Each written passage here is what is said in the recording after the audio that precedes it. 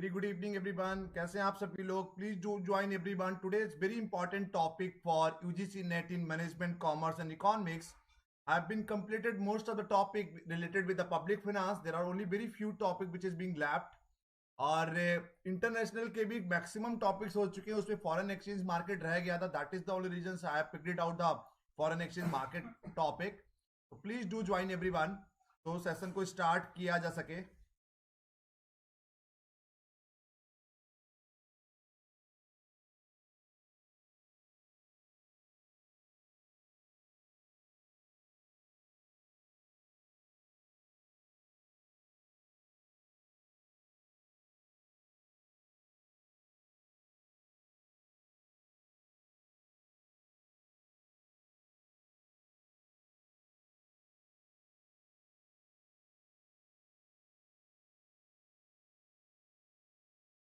जल्दी सभी लोग ज्वाइन करिए ताकि सेशन को स्टार्ट किया जा सके. Please join everyone.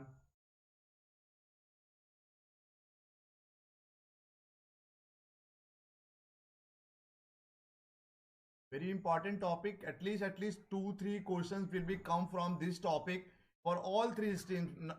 ना केवल इकोनॉमिक्स की बात नहीं कर रहा, even management, commerce and economics, in all three streams this is very important topic for everyone. तो प्लीज डू ज्वाइन एवरीवन. जल्दी सब लोग स्टार्ट करिए ताकि सेशन को स्टार्ट किया जा सके. Please join everyone.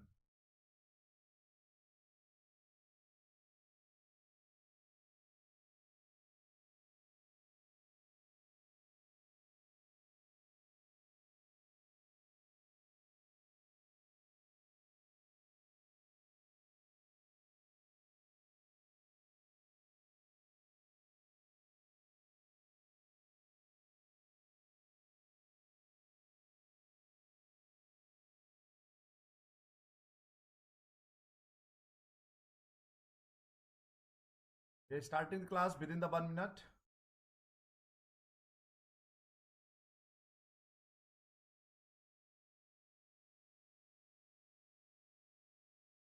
So once again, good evening everyone. Today we are starting a topic that is all about the foreign exchange market. We have been already completed the international business topic except the foreign exchange. So today we'll try to complete the whole foreign exchange market.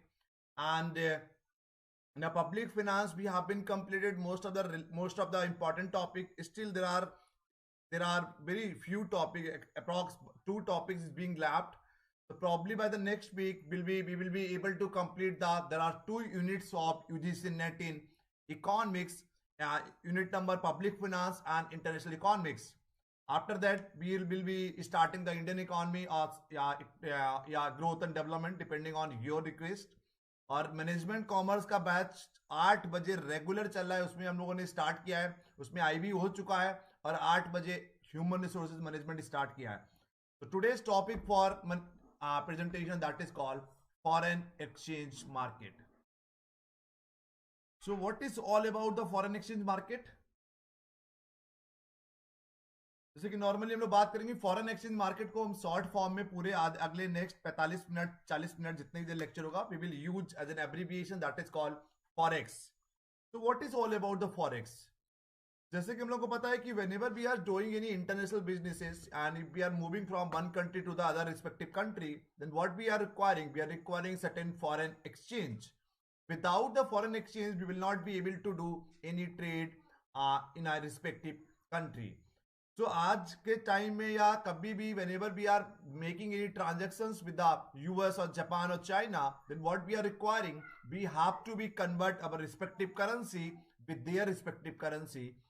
ठीक है, उसी को बोलते हैं foreign exchange.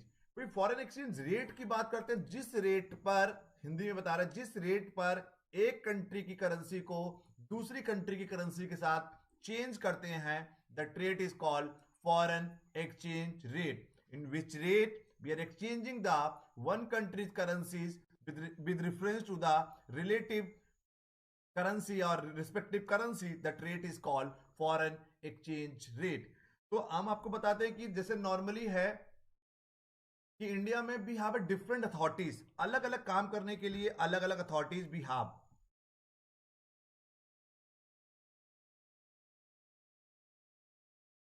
ठीक है, तो in India भी जैसे कि आपको पता है कि for the stock market we have a Security Exchange Board of India, that is called SEBI, BSE and NSE. For bankings, we have a RBI. For small scale industries, we have a SIDBI. For agriculture and rural development, we have a NABARD. So और ऐसे ही export import के लिए भी have EXIM bank. So we have a different markets are available in the market. So we have a different regulatory authority which is actually managing the entire economic system of the country. And in the same time, we have a foreign exchange market. So sometimes UGC might ask the questions, who is the regulator of foreign exchange market? So in India, central bank of the country. Who is the central bank of the country? That is called Reserve Bank of India. So RBI is the regulator of foreign exchange market.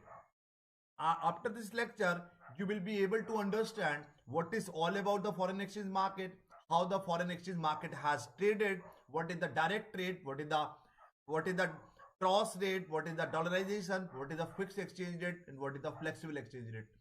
It is going to be very interesting topic today, and you are going to get certain very new things. तो सबसे पहले हम लोग बात करते हैं कि foreign exchange market. तो फॉरेन एक्सचेंज मार्केट कैसे काम करती है भी. नॉर्मली दो टाइप की मार्केट होती है इसमें. एक स्पॉट मार्केट होता है, दूसरा फॉरवर्ड मार्केट होता है. Spot market and forward market. So what is this meaning of spot market? Buying and selling the securities against the buying and selling the securities against the payment. मतलब कि same day delivery होता है इसमें. इसको बोलते हैं हम लोग स्पॉट मार्केट, जैसे नगद मार्केट. जैसे हम लोग मार्केट में दुकान में सामान लेने जाते हैं, एक हाथ से पैसा दिया, एक हाथ से आपको प्रोडक्ट की डिलीवरी हुआ. तो spot market is all about same day delivery on traded date. जिस डेट पे आप सामान खरीदेंगे उसी डेट पे आपको मिलेगा. फॉरवर्ड मार्केट की बात करते हैं. फॉरवर्ड मार्केट में not a delivery date, not a delivery date के मतलब नहीं है. It depends on the future. It depend on the future rates, and forwards markets are depending on premium rate and discounted rates. So buying and selling the securities and buying and selling the currency against the payment, that is called spot market. तो मतलब आज ही आप currency खरीद रहे हो, आज ही आपको payment करना है किसी चीज का. तो same day whatever the prevailing rate of the respective currency, that much amount you have to be paid. But in terms of the forward market, what actually you have to be paid, there will not be delivery date. It's totally prices is totally depending on the future rate. The forward market can be on the basis of premium and it can be basis of discount. अगर आपकी currency जैसे normally आपको पता होगा, एक होता है currency appreciation, एक होता है करेंसी डेप्रिसिएशन. जैसे $1 इक्वल टू मान लीजिए 100 रुपए है. अगर ये 110 रुपए हो गया या 190 हो गया, तो अगर इंडिया की बात करेंगे, अगर $1 इक्वल टू 110 रुपीज हो जाता है तो Indian currency got depreciated. If $1 equal to 90 rupees, that means Indian currency got appreciated. सीधी सी बात है, अगर हम लोग फ्यूचर की रेट होगा, फ्यूचर की डेट होगी, तो ऑटोमेटिकली आपको पता है बहुत फ्रिक्वेंट में currencies की value might have certain changes. That is the only reasons we do call as a forward market is totally depending on the premium rate or discounted rate. Clear? आगे हम लोग बात करते हैं कि फॉरेन एक्सचेंज मार्केट में participant कौन होता है. फॉरेन एक्सचेंज मार्केट पार्टिसिपेंट कौन कौन इसमें पार्टिसिपेट करता है. Foreign exchange market participants.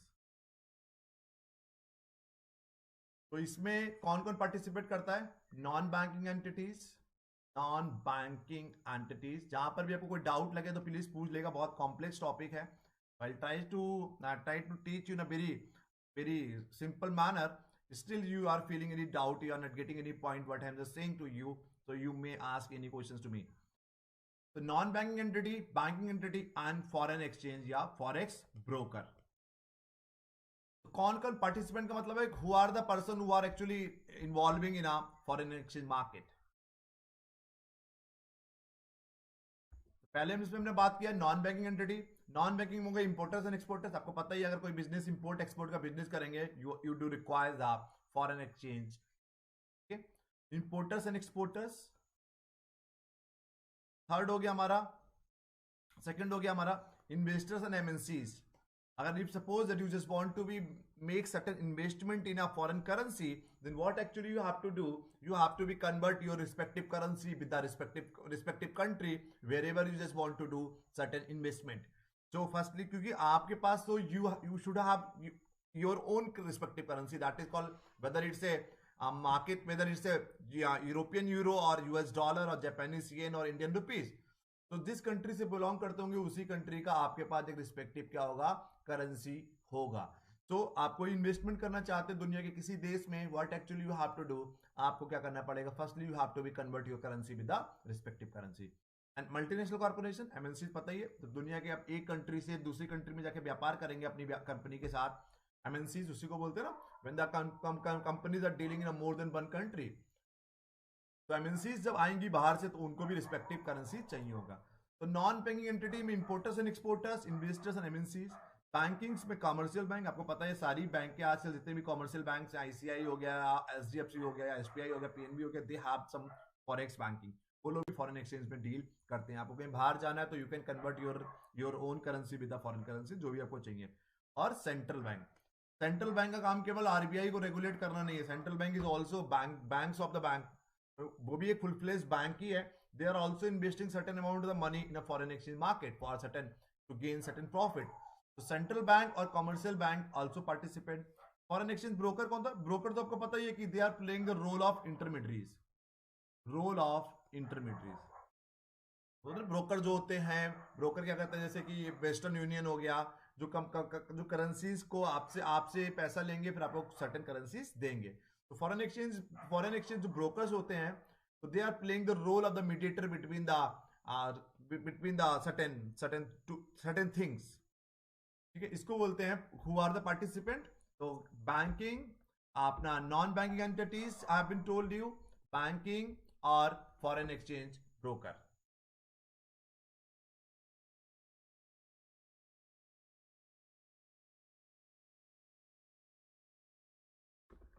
आगे बात करते हैं इसमें हम लोग the concept of exchange rate.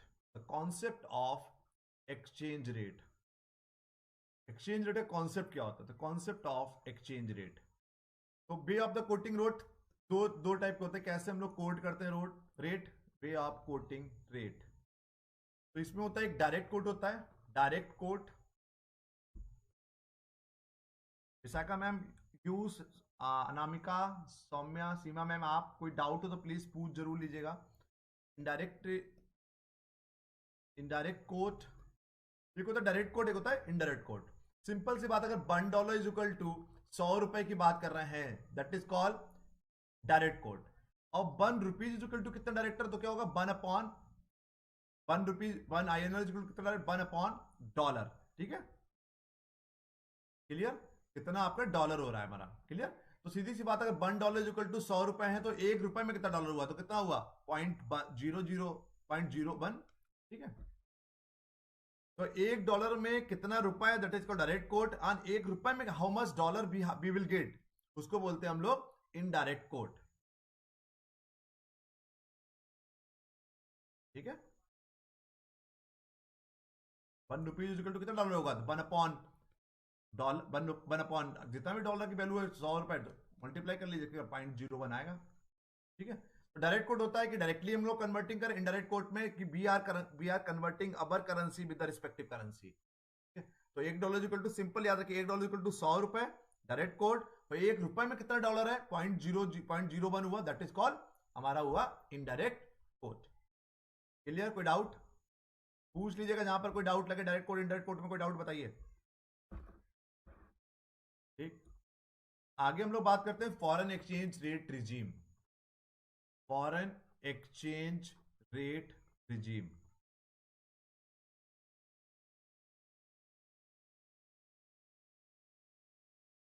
इसका मतलब क्या, इसका मतलब है कि डिटरमाइनिंग द कम, जो आज जो $1 इक्वल टू 72-73 रुपीज चल रहा है, do you have ever thought कि $1 इक्वल टू 75 रुपए क्यों है, ₹1 इक्वल टू $75 क्यों नहीं है.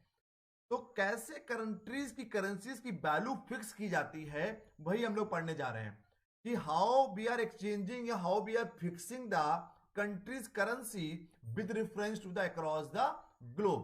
तो फॉरेन एक्सचेंज रेट रिजीम में दो टाइप का होता है, एक होता है fix exchange rate regime, fix exchange rate regime, and other way that is called flexible exchange rate regime. So in a fixed we have a further three parts, and flexible we have a two parts. So in a flexible we have a free float, अभी सब बताएंगे आपको क्या होता है ये, unmanaged and managed float. In a fixed में further we have currency board system. Currency board system is a one part. Another is a target zone arrangement, अभी पूरा लिखेंगे साफ साफ, target zone arrangement. And third is currency basket or currency pegging. Currency pegging, currency basket. So a fixed exchange rate further divided in a three parts. So there are three ways to do fixed exchange rate regime. First is a currency board system, other is a target zone arrangement, third is a currency basket or currency pegging. In a further we will talk about the flexible exchange rate system. So we have two options to fix the currencies as per the flexible exchange rate system. First is free float, other is a managed float. तो अगर बात करेंगे what is all about the foreign exchange rate regime, determining the exchange rate in the given periodic time, in a given period of time, depending of the government involvement in a foreign market. How actually we are fixing the country's currencies with reference to the foreign currencies with the involvement of the government, that is called foreign exchange rate regime. किस तरीके से एक देश की currency को दूसरी country की currency के साथ वैल्यू को फिक्स करते हैं, उसको फॉरेन एक्सचेंज रेट रिजीम कहा जाता है. तो इसके मेरे पास दो ऑप्शन है, एक हो गया हमारा फिक्स एक्सचेंज रेट रिजीम, दूसरा हो गया flexible exchange rate regime. In fix we have a currency board system and we have what we call, हमने आपको बताया टारगेट जोन अरेंजमेंट, दूसरा हमने बताया, तीसरा बताया currency basket and currency paging. कोई डाउट तो पूछ लीजिएगा. और हमने आपको मैनेज फ्लोट में उसमें बताया, फ्लेक्सिबल एक्सचेंज रेट रिजीम में बताया we have been free float and other side is that is called manage float. तो we are starting with the, पहले हम लोग बात करेंगे फिक्स में, बात करेंगे करेंसी. सबसे टिपिकल जो है, थोड़ा कंफ्यूजिंग है, वो यही है currency board system. What do mean by the currency board system?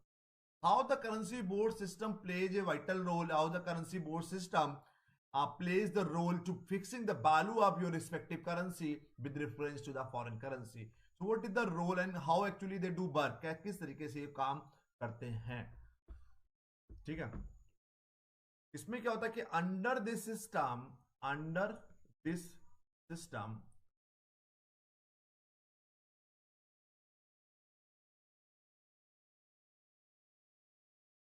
country fix the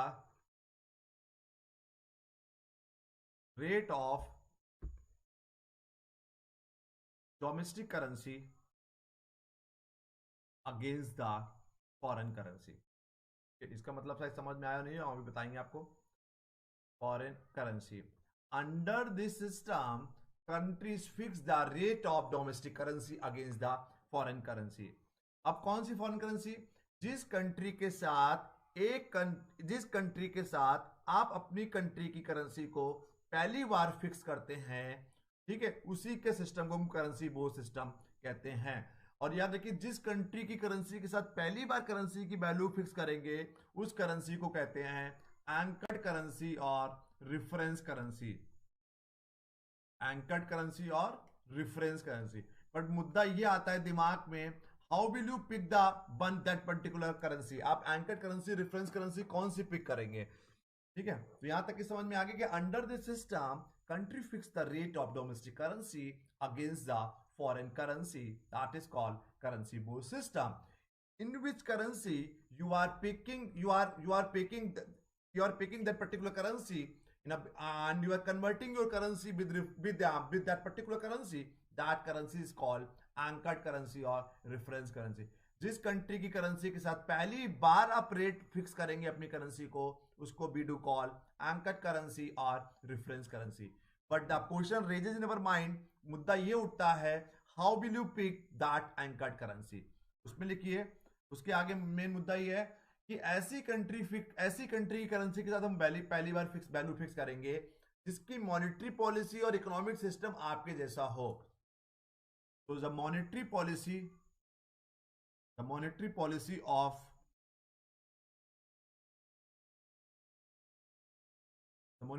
of country in line with monetary policy of reference currency. सीधी सी बात, हम ऐसी करेंसी को ही अपना बेस मानेंगे जिसकी इकोनॉमी आपकी जैसी हो, मॉनेटरी पॉलिसी आपकी जैसी। जैसे अगर साल में, जैसे भारत भी साल में 4 बार मॉनेटरी पॉलिसी को रिव्यू कर रहा है। Not even the US, most of the developed and developing nations, they are doing the same. they are reviewing their monetary policy 4 times in a year or 3 times in a year.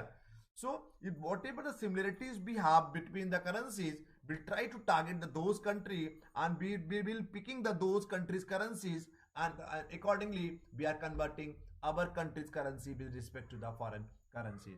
The monetary policy of country in line with the monetary policy of reference country. इसके अलावा ये भी आपको ensure करना है, also we have to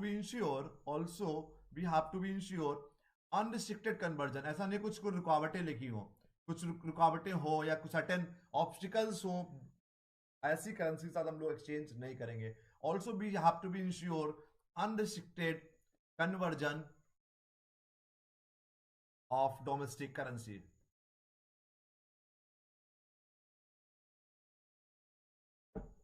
into the anchor currency. So monetary policy of country in line with the monetary policy of reference country, and also ensure unrestricted conversion of domestic currency into the anchored currency. Clear? कोई पूछता है कि anchored currency और reference currency क्या होता है? अब देखिए यहाँ पर कोई डाउट तो प्लीज पूछ लीजिए, नहीं तो आगे समझ में नहीं आएगा। एंकर्ड करेंसी और रेफरेंस करेंसी किसको कहते हैं?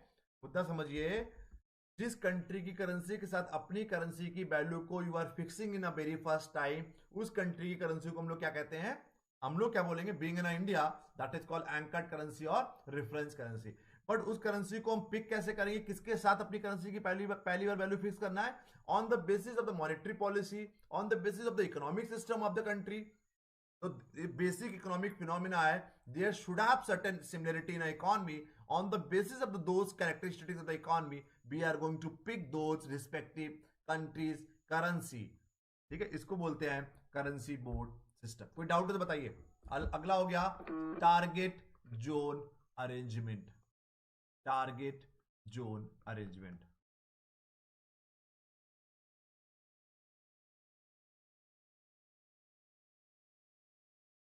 टारगेट जोन अरेंजमेंट क्या होता है बताइए, बताएंगे। अभी करेंसी बोर्ड सिस्टम में कोई डाउट है बताइए।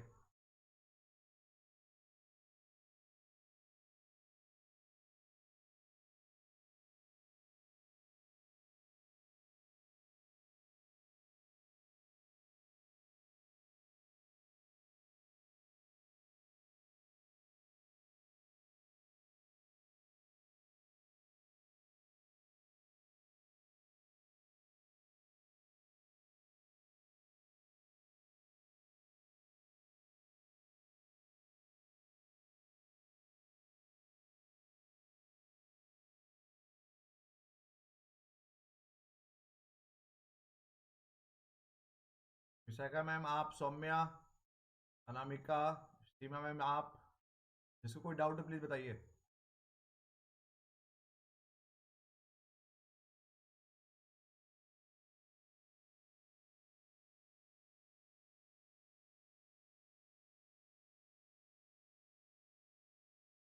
सेकेंड हो गया टारगेट जोन अरेंजमेंट। अब टारगेट जोन अरेंजमेंट क्या होता है? सीधी सी बात है कि to keep the exchange rate between their currencies within a certain range of fix central exchange rate. मतलब when the two or more than two country has started using the one common currency as a legal tender in their respective economy instead of their domestic currency, that is called target zone arrangement. जब दो या दो से ज्यादा देश आपस में मिलकर एक कॉमन करेंसी को फॉर्मुलेट करते हैं and they have started using that common currency as a legal tender in the respective economy, that is called target zone arrangement. इसका एग्जांपल है यूरोपियन मॉनेटरी सिस्टम। पूरे आपको पता होगा पूरे यूरोप में क्या चलता है, यूरो। ये हम लोग क्यों करते हैं, जब कोई हम लोग रीजनल इकोनॉमिक इंटीग्रेशन आपको स्टार्टिंग में बताया था, जब हम लोगों ने इकोनॉमिक यूनियन फॉर्म किया, and when we are looking for parallel growth among all the nations whomsoever are the member of respective economic union. तो जब आपकी across the economic union and across the regional economic integration, if there will be only one common currency, so what will happen, there will be a parallel growth among all the Nations. समझ गए target zone arrangement? जब दो या दो से ज्यादा देश आपस में मिलकर they started using the one common currency as a legal tender in the respective economy instead of the domestic currency, that is called target zone arrangement. एक मतलब अलग अलग ही करेंसी को यूज करना शुरू कर दिए। तो यूरोपियन यूनियन एग्जांपल याद रखिएगा, euro across the Europe we use the euro. Take it out.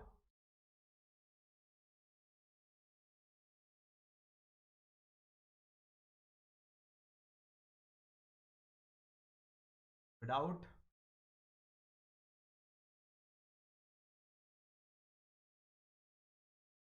अगला हो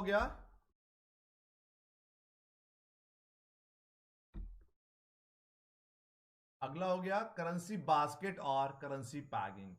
करेंसी बास्केट और currency pegging. What is this meaning of currency basket and currency pegging? This is currency basket and currency pegging का मतलब है, जब ये थोड़ा अलग है, इसमें क्या होता है, जब कुछ देश की करेंसी आपस में मिलकर एक नया करेंसी बना लेती हैं, उसको बोलते हैं करेंसी बास्केट। जैसे कि एसडीआर हमने आपको पढ़ाया था इंटरनेशनल मॉनेटरी फंड के दौरान, स्पेशल ड्राइंग राइट्स। एसडीआर क्या होता है, स्पेशल ड्राइंग राइट्स। इसमें मुद्दा क्या है बच्चा कि एसडीआर क्या है आपको पता, दुनिया की 5 यूएस डॉलर और जापानीज येन और ब्रिटिश पाउंड, यूरोपियन यूरो, ठीक है, और चाइना में 2 करेंसी चलती, चाइनीज युआन और रेनेबी। तो इन पांचों देशों से 5 करेंसी की मिलकर एक नया करेंसी जब बना लेते हैं, उसमें देखिए जब सारे के सारे देश मिलकर एक करेंसी यूज करना स्टार्ट कर देते हैं। यहां पर क्या होता है कि जब 2 4 5 देश आपस में अपनी करेंसीज को क्लब करके एक नया करेंसी बनाते हैं, उसको बोलते हैं करेंसी बास्केट और करेंसी पैगिंग। क्लियर है ना? विदाउट, सरल ही है, इसमें कोई दिक्कत की बात नहीं है। ये होता है क्या, फिक्स। अब बात करते हैं फ्लेक्सिबल। फ्लेक्सिबल में हमारा है पहला फ्री फ्लोट। फ्री फ्लोट क्या होता है, हमने बताया था आपको।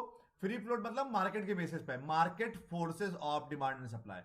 जिन करेंसी की मार्केट में डिमांड ज्यादा होगी, those currency will be appreciated and remaining currencies will be got up depreciated.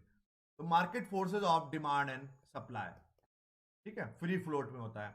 और there is no intervention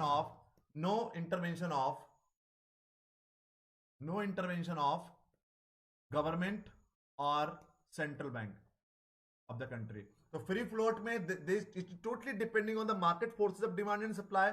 Jin currencies की मार्केट में there is a huge demand, those currency will be get depreciated and remaining currency will be got depreciated and there is a no intervention of the government and central bank, ठीक है। अगला बात करते हैं manage float. What is this meaning of manage float? यहां पर भी market forces of demand and supply होती है, बट अकेजनली, याद रखिएगा, occasionally intervention of government and central bank. Government की बात करेंगे, सेंट्रल बैंक की बात नहीं करेंगे। तो कभी कभार मैनेज फ्लोट में सरकार उसमें इंटरवेंशन करती है। जैसे कि आपने सुना होगा कॉन्सेप्ट डीवैल्यूएशन। जैसे आपको पता है कि depreciation and devaluation both are the same thing. दोनों में करेंसी क्या होती है, got depreciated. The thing is that depreciation होता है वो मार्केट फोर्सेस की वजह से होता है, but in a same time when the government deliberately decrease the value of their respective currency, that is called devaluation in the nature.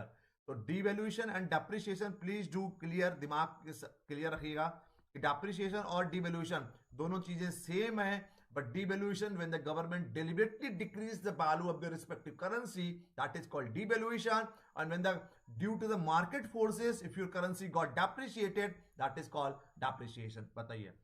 तो ये हो गया फ्री फ्लोट, ये हो गया मैनेज फ्लोट। हमने उधर फिक्स में आपको currency board system, target general arrangement and currency basket और करेंसी पैकिंग पूरा बता दिया।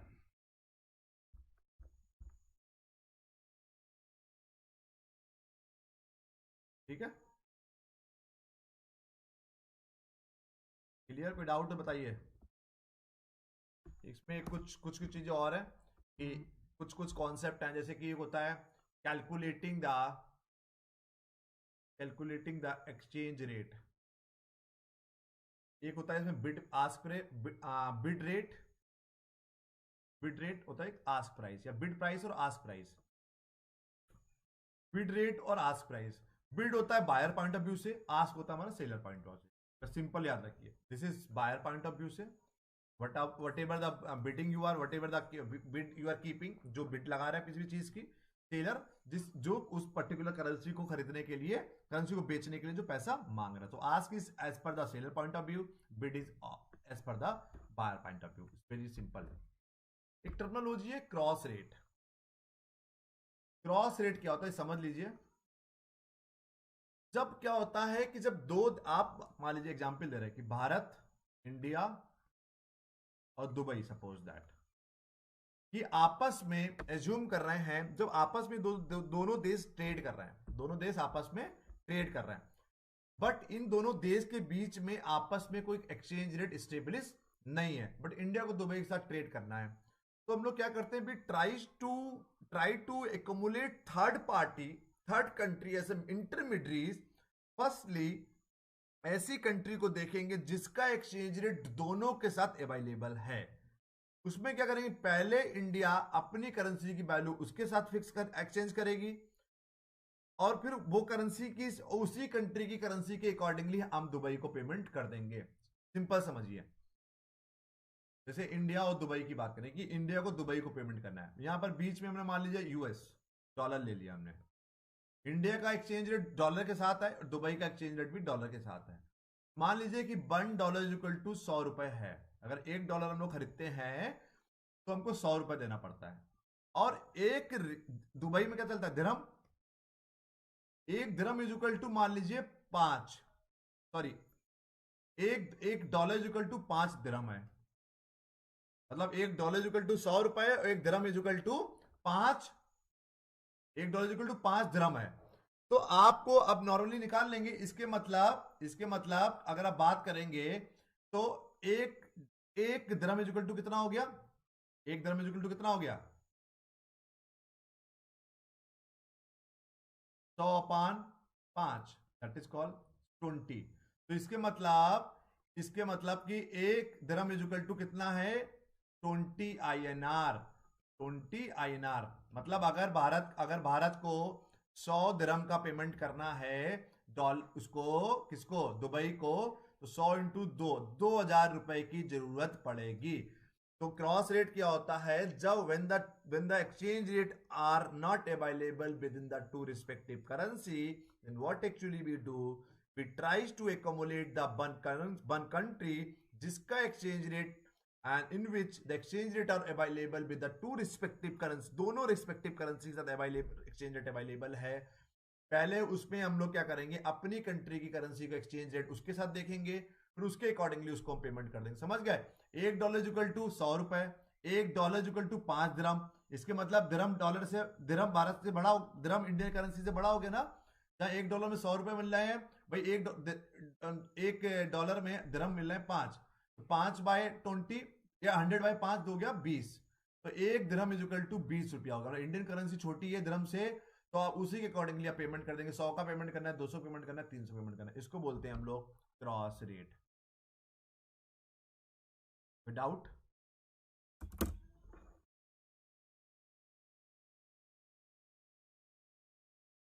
बहुत इंटरेस्टिंग और बहुत इंपॉर्टेंट टॉपिक है। लास्ट इसमें factors affecting the foreign exchange. कोई डाउट तो प्लीज बताइए। क्रॉस रेट समझ गए, जब दो देशों के बीच में क्रॉस रेट नहीं है तो हम ऐसी कंट्री की करेंसी को बीच में इन्वॉल्व करेंगे जिसका एक्सचेंज रेट दोनों के साथ में हो, उसी अकॉर्डिंगली निकाल के हम उसको पेमेंट कर देंगे।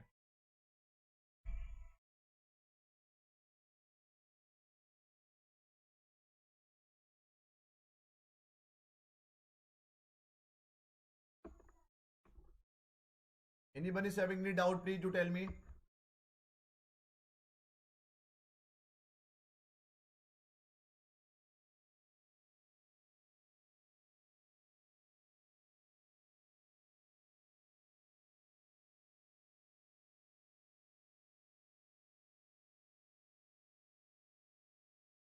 ये बहुत बार आप लोगों ने टॉपिक पढ़ा होगा, आई थिंक बहुत कॉम्प्लेक्स तरीके से लोग पढ़ाने की कोशिश करते हैं इसको. I have explained you in a very simple manner. बहुत सरल तरीके से आपको बताने की कोशिश किया. बहुत कॉम्प्लेक्स टॉपिक है लेकिन बहुत सिंपल तरीके से आपको बताने की कोशिश किया है. होप आप लोग को समझ में आ रहा होगा. Still you have a doubt तो प्लीज डू आस्क मी.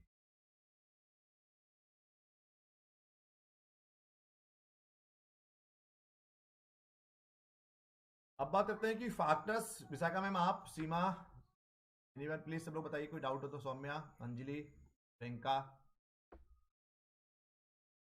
अब है factors affecting the foreign exchange rate. तो पहले इसमें 4 फैक्टर्स होते हैं. Relative market price, relative market price, relative income levels, interest rate, interest rate on the loans and savings दोनों की बात करें, and market expectations. Market expectation इसमें होता है political factors, economical factors and social factor. ठीक है.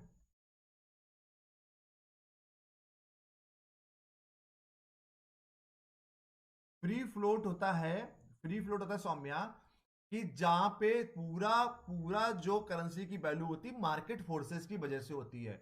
अगर मार्केट में डिमांड आपकी करेंसी की ज्यादा होगी तो आपकी करेंसी की वैल्यू ज्यादा रहेगी, और मार्केट में आपकी करेंसी की वैल्यू डिमांड नहीं है तो करेंसी आपकी क्या रहेगी, डेप्रिशिएट रहेगी. बस यही है. और सरकार का कोई इंटरवेंशन नहीं होता, सरकार इसमें कोई भी इन्वॉल्वमेंट नहीं करता. अब बात करते हैं कि factors affecting the foreign exchange. पहला बोला रिलेटिव मार्केट प्राइस. सीधी सी बात है, जब आपके देश में इन्फ्लेशन रेट बहुत ज्यादा होता है, सिंपल समझिए, why we do prefer the Chinese goods over on the Indian goods? Because Chinese goods are the cheaper rate as compare to the Indian products. That is the only reason we are preferring the Chinese goods. अब सीधी सी बात है, जब आपके देश में inflation rate बहुत ज्यादा होगा, relative market price is more than the in a respective country, then what actually we have to do? We have to go for the importing of the certain goods from the across the globe. अब जब आप import कराएंगे तो उस पहले क्या करना पड़ेगा, आपको अपनी कंट्री की करेंसी को दुनिया की उस देश की करेंसी के साथ चेंज कराना पड़ेगा. उससे क्या होगा, आपकी करेंसी की मार्केट में डिमांड घटेगी, सामने वाले करेंसी की डिमांड बढ़ेगी. तो डिमांड बढ़ेगी उसकी, आपकी डिमांड घटेगी तो आपकी करेंसी क्या होगा, डेप्रिशिएट. समझ गए? Factors affecting the foreign exchange में रिलेटिव मार्केट प्राइस. और एक्चुअली में यही होता है. ठीक है, एक्चुअली में यही होता है. आपने देखा होगा एक्चुअली में यही होता है कि भारत की करेंसी क्यों डेप्रिशिएट रहती है चाइना से या सबसे, कि मैक्सिमम चीजें हम लोग, बहुत सारी चीजें हम लोग इंपोर्ट भी कराना पड़ता है, उसके चक्कर में विदेशी कंपनी की करेंसीज की मार्केट में डिमांड रहती है. ऐसे रिलेटिव इनकम लेवल, अगर peoples are more rich in your respective country, आज के टाइम में देखना अमीर और गरीब में what is the difference between the poor and rich, and what is the point of difference, how we are differentiating from the poor and how we are differentiating from the rich? Because we are differentiating on the basis of the commodities which we are consuming. Rich people are consuming the luxurious commodities, and the poor people are consuming the very normal goods. अगर समझिए, quite easy to understand, अगर आप बहुत ज्यादा luxurious goods you are importing from across the globe, then what will happen? आपकी currency market में depreciate होगा. यहां पर बात करते हैं interest rate on the savings. अगर इसमें क्या है, अगर आपके बैंक में, बैंकिंग सेक्टर्स में ब्याज की दरें ज्यादा होंगी तो दुनिया का सारा देश क्या करेगा, they will try to invest those fund in your respective economy. सीधी सी बात है, अगर अमेरिका का आदमी है, चाइना का आदमी है, जापान का आदमी, और लेसोतो तंजानिया की हम लोग बात करेंगे तो क्या होगा, तो because they have their own currency, firstly they have to be convert their currency in a respective Indian currency. उससे क्या होगा, इंडियन करेंसी की मार्केट में डिमांड बढ़ेगा, और डिमांड बढ़ने से क्या होगा, Indian currency got the appreciated. तो यहां पर भी करेंसी डेप्रिशिएट, यहां पर करेंसी अप्रिशिएट.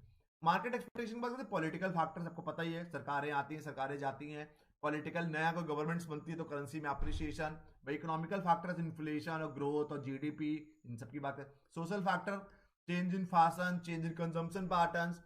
अगर चेंज इन फैशन होगा, if fashions are changing in a very rapidly manner, in a very frequent manner, and your domestic companies are not able to meet out those demands of your local people, then what actually we have to do?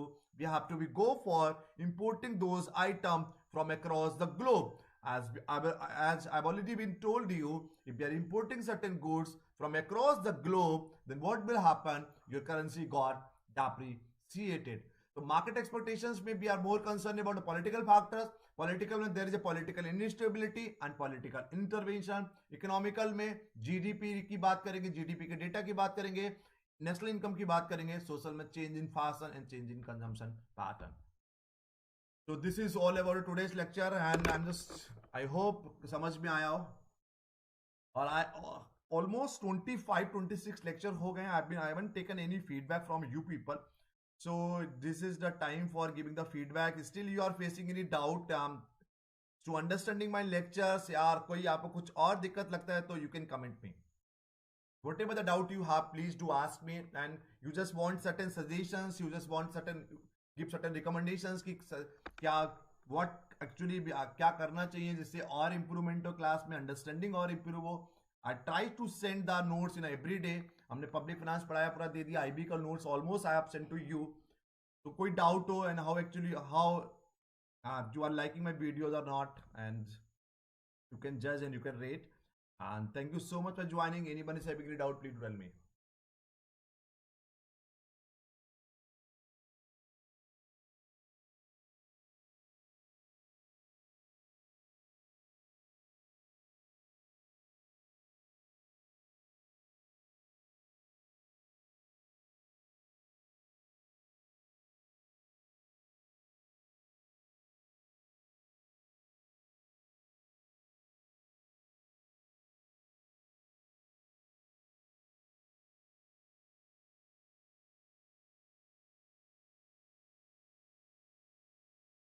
कोई doubt हो please बताइए.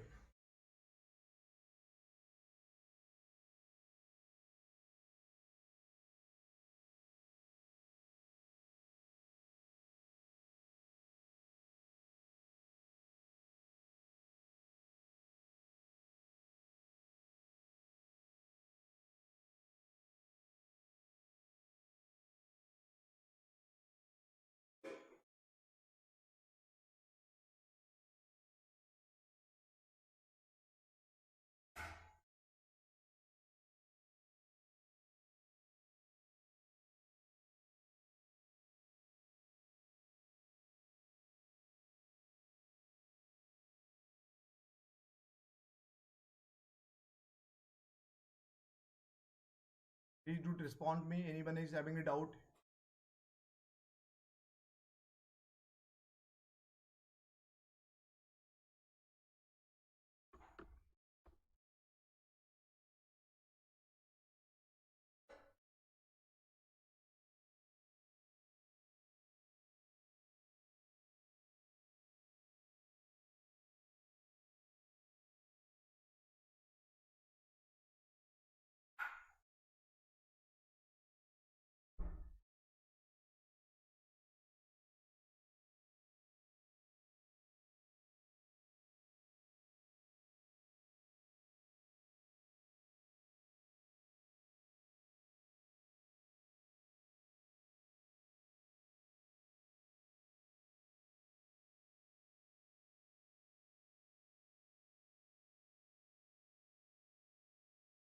Please everyone reply. कोई doubt हो, कोई दिक्कत हो, and any suggestions you want to be give. And thank you so much Anjali and all the Priyanka and all other person.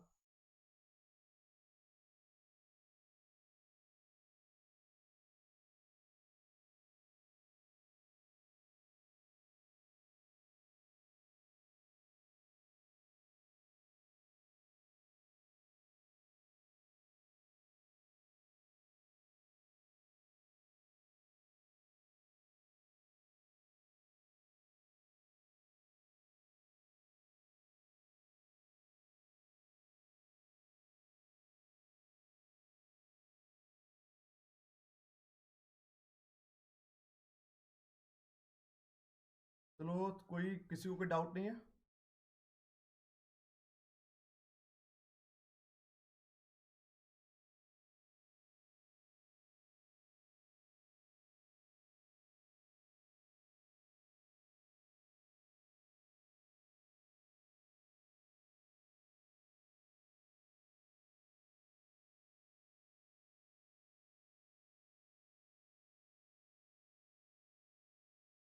So once again, thank you so much, Pradeep, Shika, Anjali, Priyanka, Sunita, Visakha, Soumya, Seema ma'am.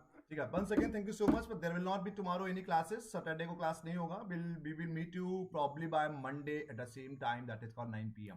Once again, thank you so much for joining.